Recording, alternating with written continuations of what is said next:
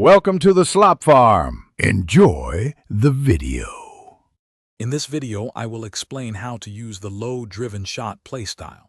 This technique is a fantastic way to score, especially when facing the goalkeeper directly or shooting from close range. It keeps the ball low and hard, making it incredibly difficult for the keeper to save. We'll cover the exact controls and best scenarios to deploy this powerful shot, helping you add a crucial weapon to your attacking arsenal and increase your goal count significantly. Knowing when to unleash a low-driven shot is key to its success. This shot shines brightest in those crucial one-on-one moments against the keeper, or when you find yourself with a narrow angle inside the penalty area.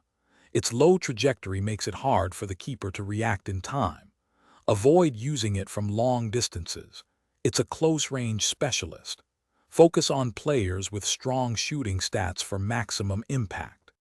Executing this shot precisely is straightforward once you get the rhythm. First, press the shoot button as you normally would, then immediately press it a second time before your player strikes the ball. The key is to apply just the right amount of power, typically between 1 and 2 bars, to keep it low and fast. Make sure your player is well positioned, ideally facing the goal, for the best chance of success.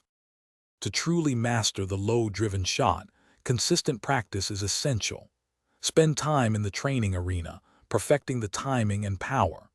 Try combining it with a quick skill move, like a body feint, to open up a shooting lane before unleashing your shot. Remember, players with higher finishing and shot power will execute this move more consistently and accurately. With dedication, this shot will become a reliable scoring option for you. Thanks for watching. Consider subscribing if we helped you today.